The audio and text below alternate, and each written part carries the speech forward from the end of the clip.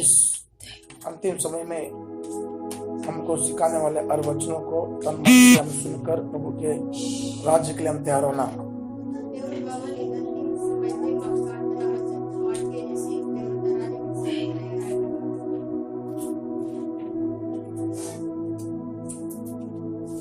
प्रभु जो हमसे बातचीत कर रहे हैं उनको हम बड़े ध्यान से सुनते हुए आ रहे हैं और मैं प्रभु में विश्वास करता हूं कि आप उसको अमल भी कर रहे हो।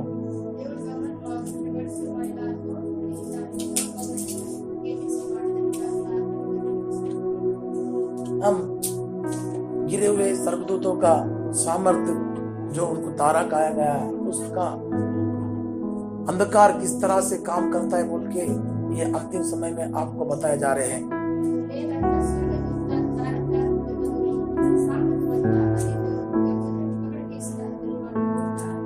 ये घमंड और ईर्ष्या घमंड से भरा हुआ ये तारा का अंदर में बहुत सारे उसके स्वभाव है जो मैंने कल रात को आपको बताया था।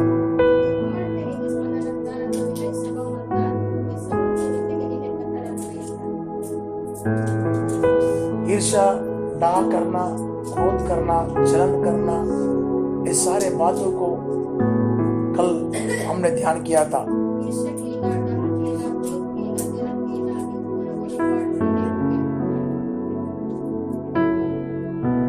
जिस तरह से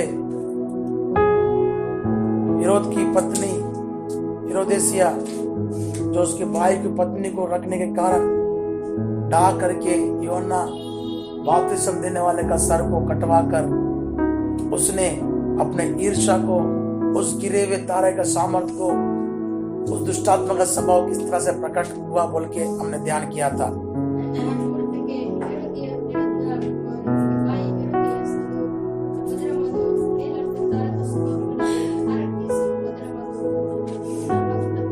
सच्चाई के लिए यूहन्ना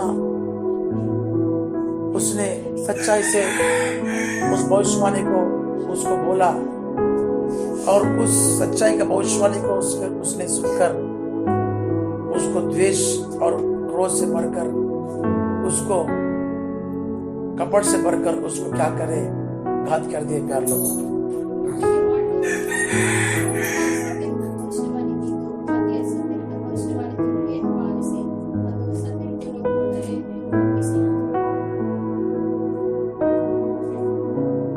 कारण क्या है बोलने से वो अपने भाई की पत्नी को रखकर जो नहीं करना चाहिए था वो पाप, उस पाप को कर रहा बोल के चेतावनी देने से उसको गुस्सा आया।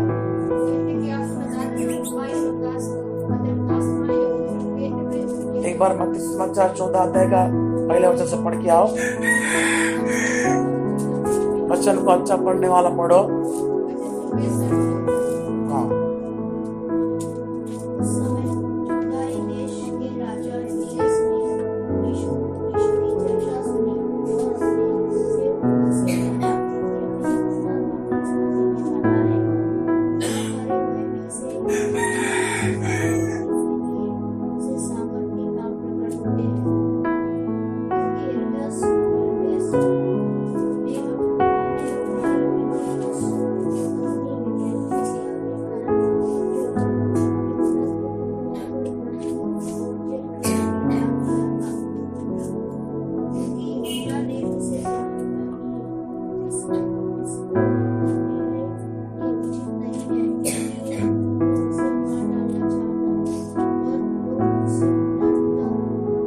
लोगों से डरता था।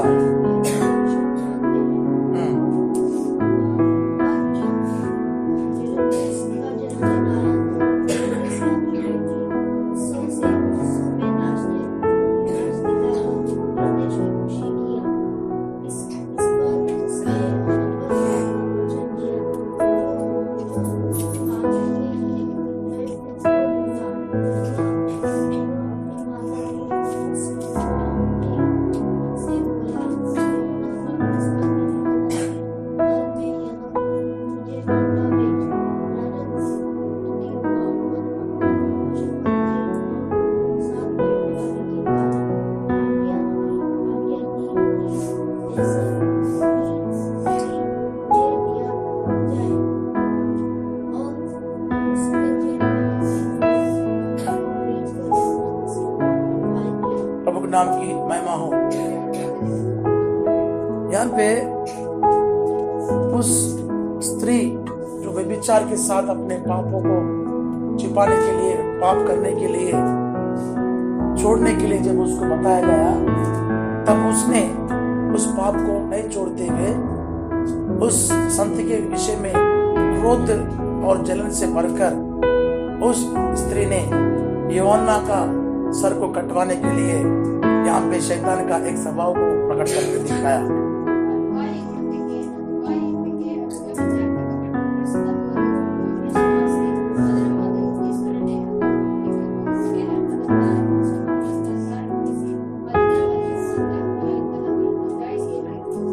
मतलब एक व्यक्ति को जब पाप छोड़ने के लिए परमेश्वर आज्ञा देते हैं, उन्हें चेतावनी देते हैं, ये जो स्वभाव तुम्हारा है, ये जो काम कर रही हो ठीक नहीं है, बोलने के कारण ईर्ष्या और क्रोध आकर क्या करते हैं, सच्चाई को ही घात कर देते हैं।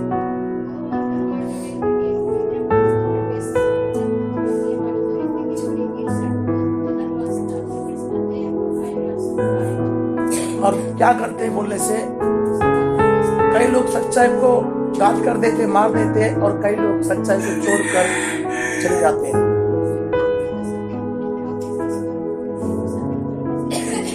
कारण क्या है बोलने से, उनको वो पाप से बाहर आना उनको पसंद नहीं होता। उनकी इच्छा नहीं है कि पाप को छोड़कर अच्छा जीवन जीने के लिए। यहाँ पे हेरोदेसिया बोलने वाली स्त्री का जीवन में हम देखें, यहाँ पे उसने पाप छोड़ने की इच्छा नहीं रखते हुए उसने यूहन्ना के सर कटवा दिया, जिसने उसके पाप के विषय में बताया था।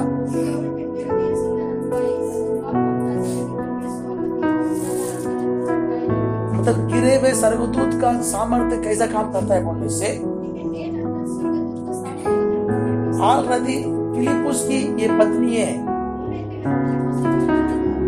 मगर फिर भी वो क्या कर रही है, उसके जो भाई हेरोदेस है उसके साथ इसका गलत संबंध, गलत रिश्ता है। शैतान का स्वभाव कैसा आता है बोलने से, पति रहने के बाद भी दूसरों से गलत संबंध करने का इच्छा को पैदा कर देती है वो। इसलिए वो यूहन्ना बोला कि तेरे भाई की पत्नी फिलिप्पुस को हेरोदेस को रखना, हेरोदेस तेरा ठीक नहीं है, वो छोड़ दे बोल के समझाया। उसके भाई की जो पत्नी है वो बात सुन के उसका सिर को क्या कर रही है, अपने बेटी को बोलकर उसका सर कटवाने के लिए बोला है।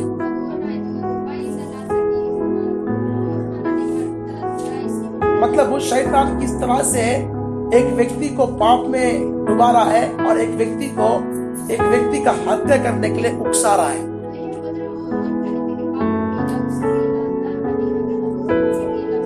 इसलिए प्यारे लोगों, वो गिरे हुए स्वर्गदूत का जो सामर्थ्य है, इस तरह के पापों को एक इंसान के अंदर में समा कर करवाने के लिए उकसाता है। यदि उस तरह का उकसाना हमारे अंदर में आता है, उस तरह के पाप में अगर हम डूबते हैं, तो हम समझना चाहिए कि गिरे हुए स्वर्गदूत का सामर्थ्य हमारे अंदर में आ चुका है।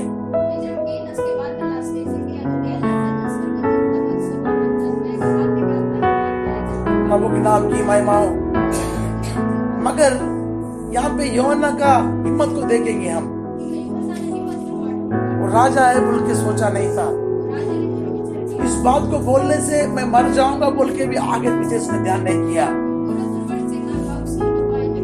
जो कुछ भी होने दे, मैं परमेश्वर का काम पूरा करूंगा, उसने बोला। उसने परमेश्वर का साथ देकर यीशु की उस सच्चाई का वचनों को जो परमेश्वर ने उसके जरिए कहलवा है, उसने डायरेक्ट उसको बोल दिया। इसलिए प्यार लोगों, सच्चाई आपके पास आने के बाद उसको स्वीकार करके मान लेना चाहिए। मगर बहुत सारे लोग क्या करते हैं, मानते नहीं बोल के। कल हमने ध्यान किया था, आदम हव्वा इस तरह से नहीं मान रहे बोल के। मतलब गिरा हुआ स्वर्गदूत आदम हव्वा से ही चलते हुए आ रहा है, गलती को नहीं मानने के कारण वो चलाएगा। प्रभु के नाम की महिमा हो। इसलिए प्यारे लोगों, परमेश्वर का वचन हमारे पास आने के समय पे हम अपने आप को क्या करना चाहिए? नम्र और दीन हो जाना चाहिए और परमेश्वर के सम्मुख में अपने आप को हालिम कर देना चाहिए। प्रभु के नाम की महिमा हो। यार लोगों, दाऊद राजा जब पाप में गिर गया था, नातान भविष्यवक्ता के जरिए उसको एक संदेशा दिया गया था। क्या बोल के संदेश दिया गया था? तेरे राज्य में एक व्यक्ति के पास 100 भेड़े हैं, एक के पास एक ही भेड़ था। उस एक भेड़ को तेरे राज्य में एक व्यक्ति ने क्या किया है? उस एक भेड़ को काट कर खा लिया। उसके लिए राजा तू क्या, उसके लिए कौन सा आप न्याय करोगे बोल के पूछा। प्रभु के नाम की महिमा हो। जब ये बात को जब राजा को बोला गया तब राजा को बड़ा गुस्सा आ गया।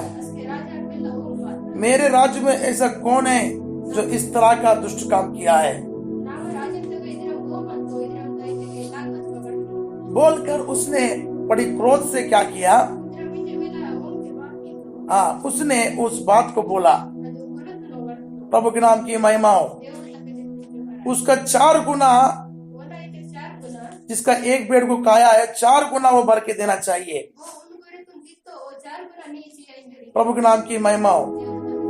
इस तरह का अभिनंदन जब प्रभु के दास के जरिए उसको सुनाया गया, वो कौन है फिर ऐसे बोल के पूछा। वो तू ही है बोल के वो दास ने बोला। तब उसने क्या किया?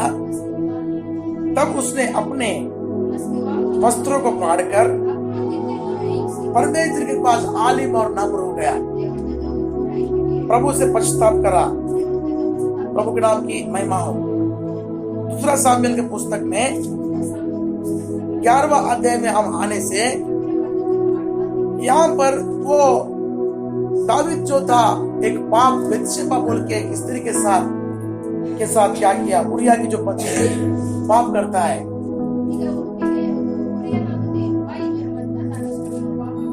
प्रभु के नाम की महिमा हो। यहाँ पे ये पाप करने के बाद वो कुछ दिन तक मतलब किसी को नहीं मालूम है बोल के चुपचाप बैठ के रहता। आपने क्या दूसरा सामुएल 11वां अध्याय अच्छे तरह से पढ़ लेना, प्रश्न में घर में पढ़ लेना। तब तुमको ये सब मैं जो बोलने वाली बातें आपको समझने टाइम नहीं है, इसलिए मैं बताने जा रहा हूँ। प्रभु के नाम की महिमा हो। उसने उरिया की जो पत्नी थी उससे पाप करके, प्रभु के नाम की महिमा हो, कोई भी जानता नहीं है बोल के सोच रहा था। मगर क्या हो गया प्यार लोगों? वहां पर प्रभु का दया उसके ऊपर था, दावीद के ऊपर में। इसलिए नातान नबी के जरिए उसको संदेशा भेजा गया। तब क्या हो गया? तब उस संदेश को सुनने के बाद उसने अपने जीवन को क्या किया? पश्चाताप किया। प्यार लोगों, 12 का 7 वचन पढ़ो। 11वां अध्याय में उसने पूरा पाप का स्टोरी लिखा है। 11वां अध्याय में उसका किया पाप के स्टोरी लिखा है। कोई जानता नहीं बोल के सोच कर चुपचाप बैठ के था। कई बार हमारे गुनाह भी, हमारे पाप भी कोई जानता नहीं बोल के हम चुपचाप बैठ के रहते हैं। मगर परमेश्वर के वचन हमारे पास किसी दूत के जरिए आके बता देते हैं। देखो अभी कैसा प्रस्ताव कर रहा है 12 का 7 वचन।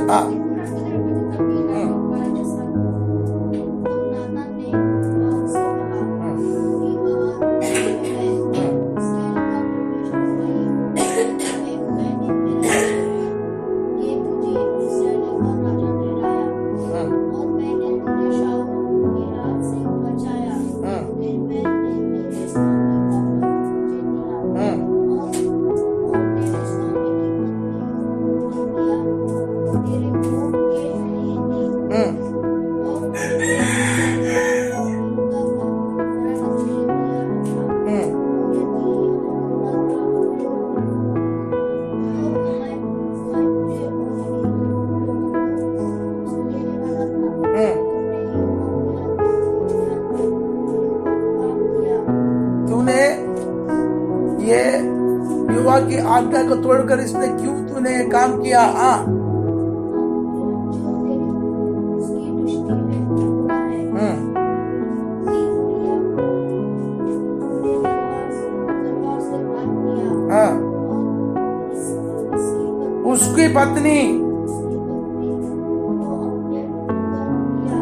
उसकी पत्नी को क्या कर लिया? अपनी कर लिया। प्रभु के नाम की महिमा हो। ये किसकी पत्नी थी? उरिया की पत्नी थी। और उसने क्या किया? उसने अपने कर लिया उसने, और उरिया को घात कर दिया।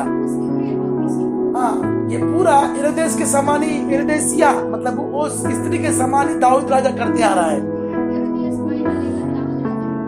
मगर हेरोदेसिया पछताव नहीं की,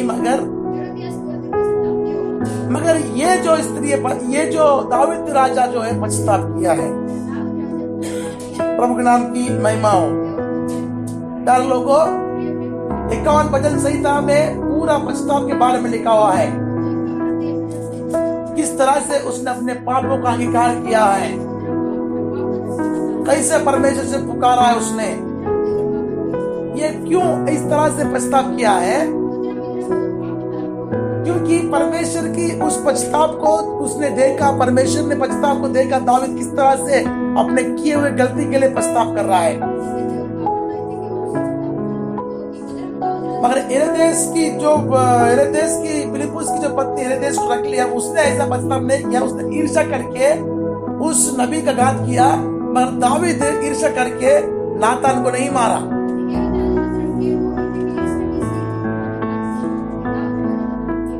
प्रभु के नाम की महिमा हो। प्यारे लोगों, किस तरह से प्यारे लोगों वो पछताव कर रहा है। 51 का 2 वचन पढ़ो जरा। हाँ पढ़ो। देखो, मुझे भली भांति धोकर मेरा अधर्म दूर कर और मेरा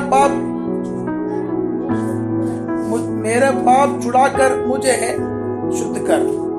ये पूरा तुम पढ़ने से उसने बहुत गहराई से अपने जीवन को क्या किया है? पछताव किया है।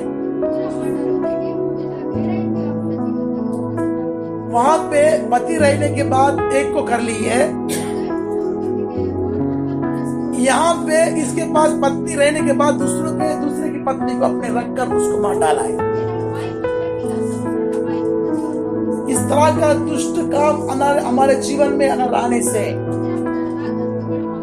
ये गिरा हुआ सर्वदूत का एक स्वभाव है जो घमंड के कारण हमारे अंदर में आ सकती है। घमंड के कई शाखा है, मैं तुमको बता रहा हूं। बीज क्या है? घमंड बीज है। ईर्ष्या, क्रोध, विरोध, अभिलाषा, फूट, विधर्म, झगड़ा, ये सब उसके शाखाएं हैं।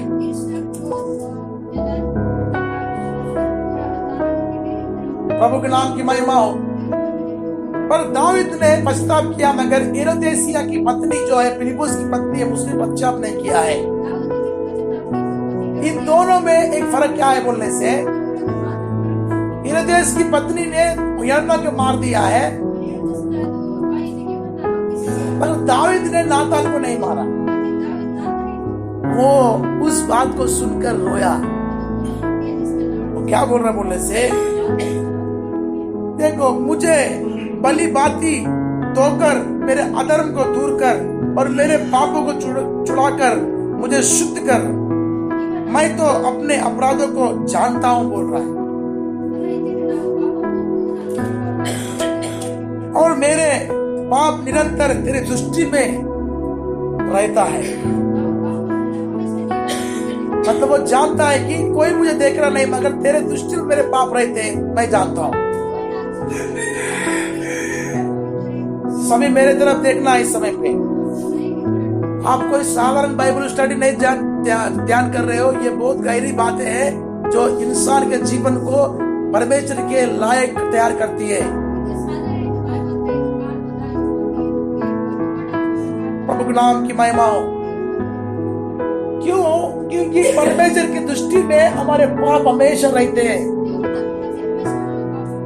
इस संसार में आप किसी को नहीं देखते हो छुपाने से, मगर प्रभु के दृष्टि में रहता है। इसीलिए परमेश्वर ने नातान को वहां भेजा। दावीद, तू उरिया की पत्नी को भी रख लिया, उसको मार भी दिया, मैंने क्या कमी किया तेरे लिए? मैंने तुझे राजा नहीं बनाया, मैंने तुझे शाबाशिश नहीं दिया, तो फिर क्यों तुझे और ये कमी था तो मैं तुझे और ज्यादा देने वाला था। वो करने के लिए मगर तूने ऐसा क्यों किया? ये बोलते ही दावीद अपना कलेजा फाड़ डाला। इसलिए परमेश्वर ने दावीद को क्षमा किया। प्रभु के नाम की महिमा हो। प्यारे लोगों, एक इंसान को इस नम्रता का, दीनता का आत्मा जिसके अंदर में आता है, उसको परमेश्वर ऊंचाई की ओर उठाता है। प्यारे लोगों, पुराने नियम में हम और ध्यान करने से उत्पत्ति की पुस्तक 39 में यूसुफ बोल के व्यक्ति था।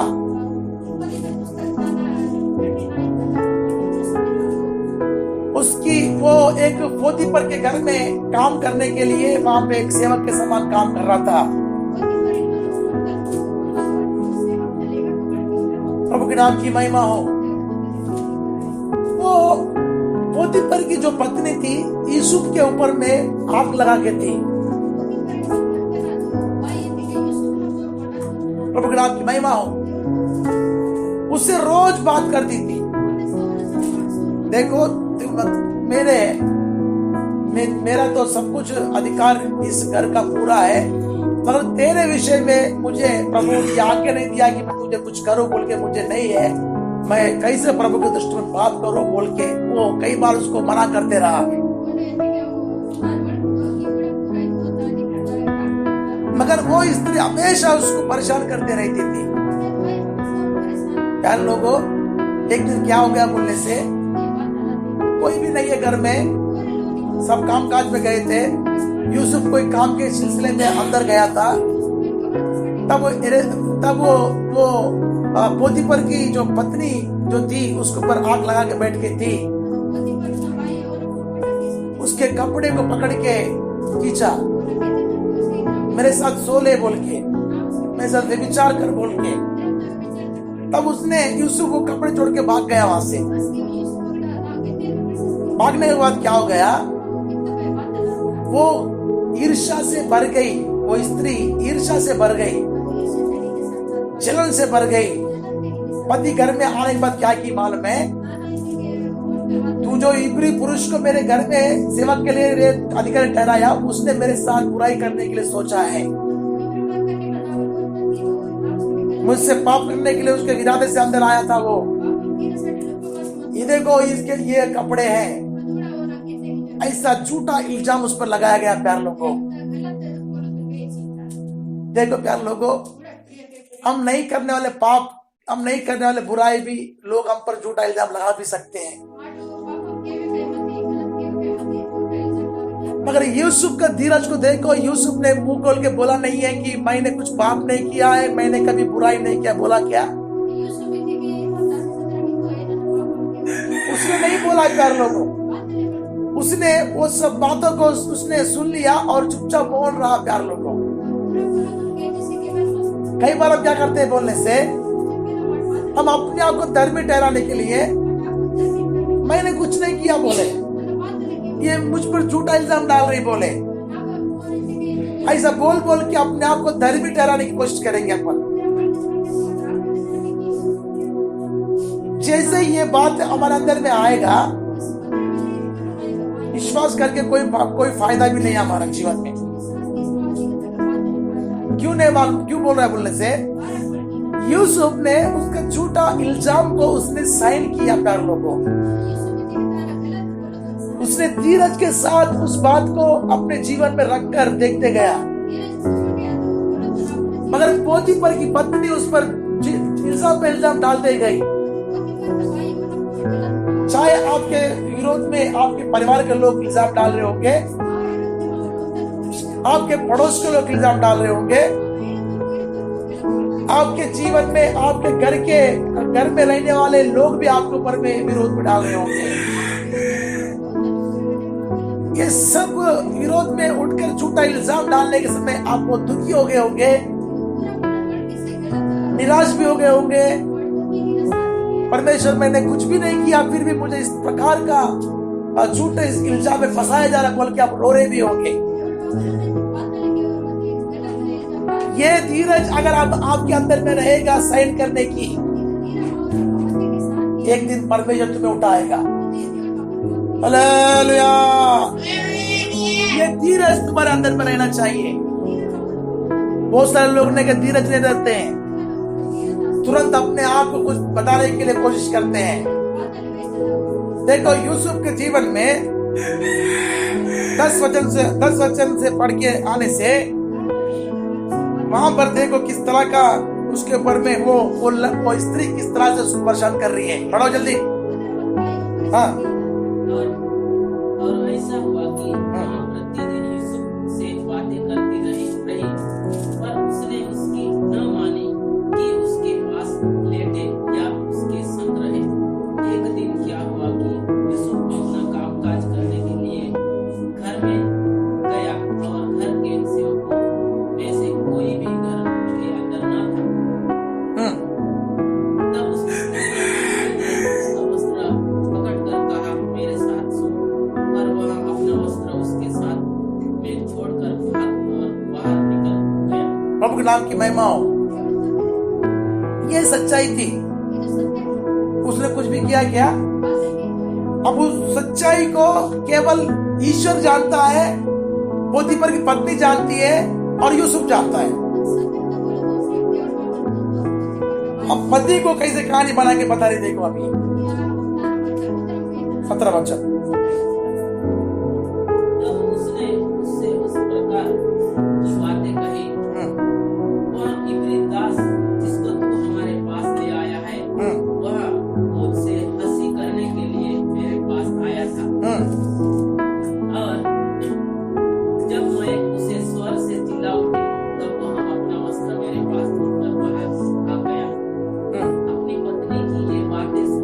अपनी पत्नी की ये बातें सुनकर कि तेरे दास ने मुझसे ऐसा ऐसा काम किया, यूसुफ के स्वामी का कोप भड़का।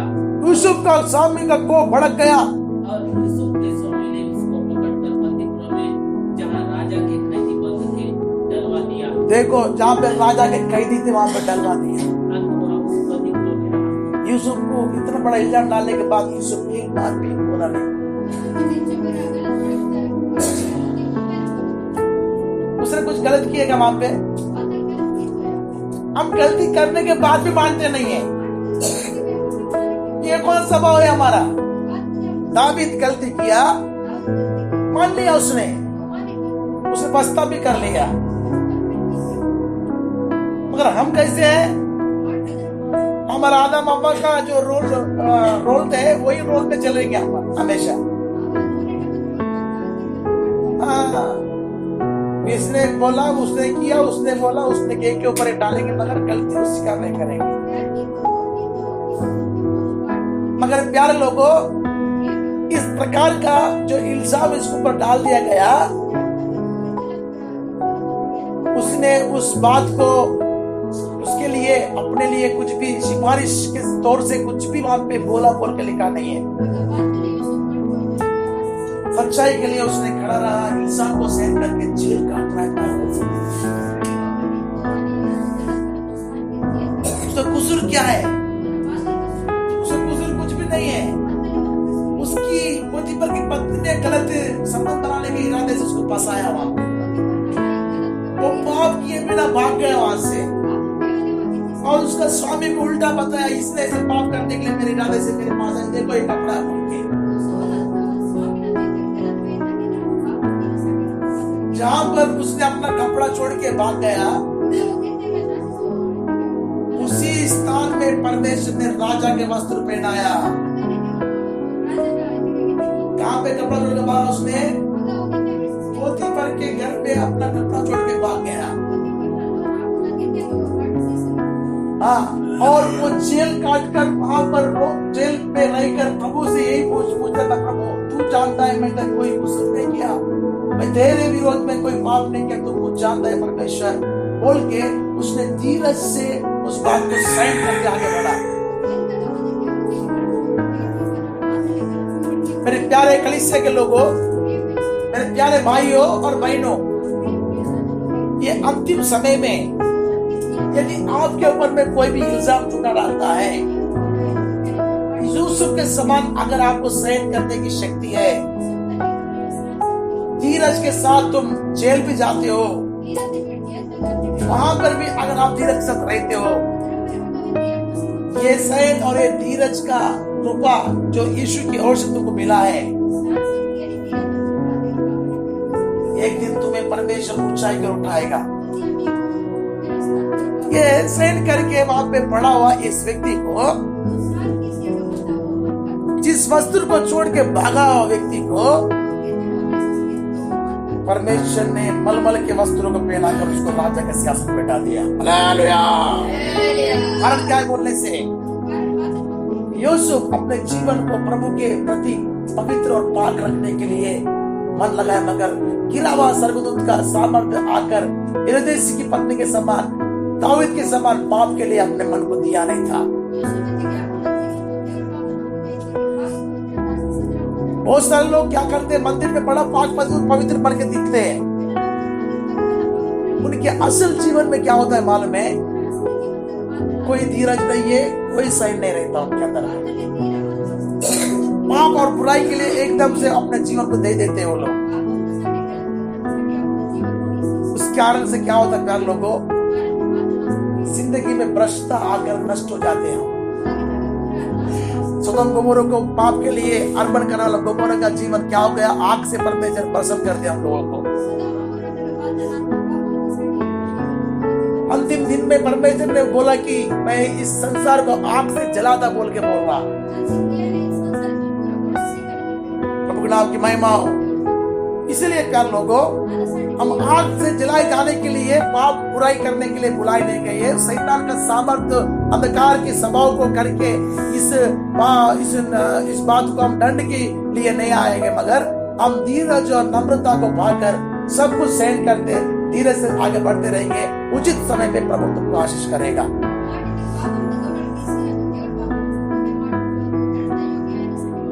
उत्पत्ति का पुस्तक 41 अध्याय में 42 वचन में आप ध्यान करने से, यूसुफ जिस तरह से वस्त्रों को छोड़ के भाग गया था, उस वस्त्रों को लेके ही बताई थी उसने। बोलो, ये देखिए ये इब्री की वो वस्त्र है, इसने मेरे पाप क्या बोल के कोई वस्त्र उसको दिखाया था,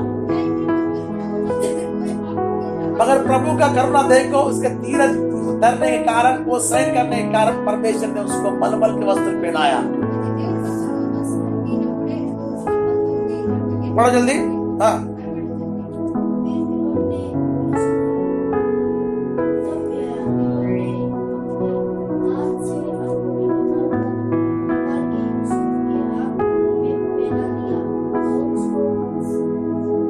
बस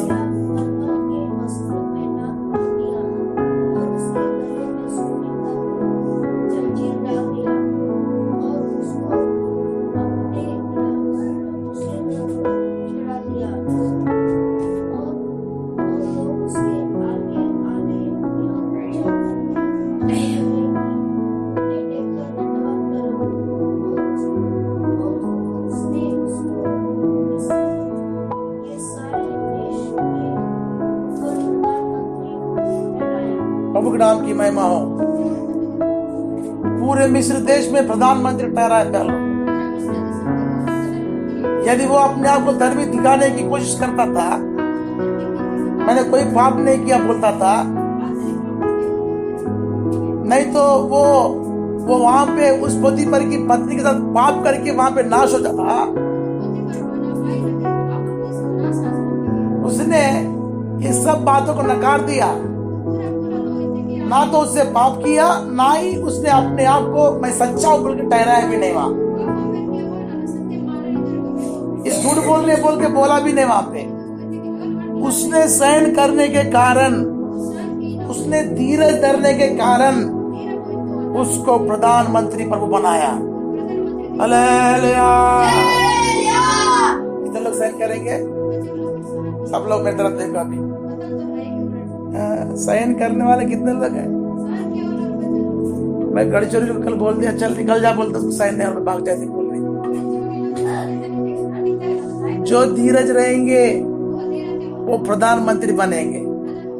समझ में आ रहा क्या? अपने जीवन के गुणों को बदलने के लिए यहाँ पे आए हैं।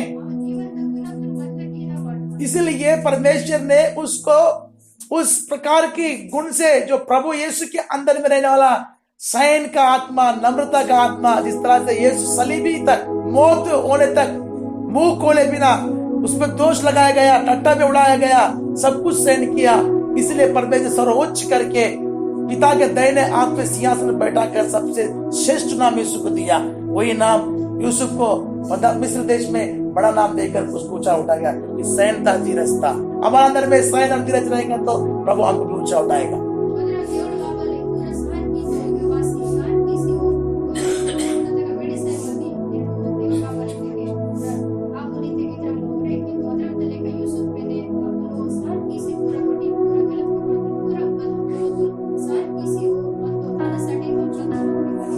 हम भी सहन करने से प्रभु हमको भी आशीष करेंगे।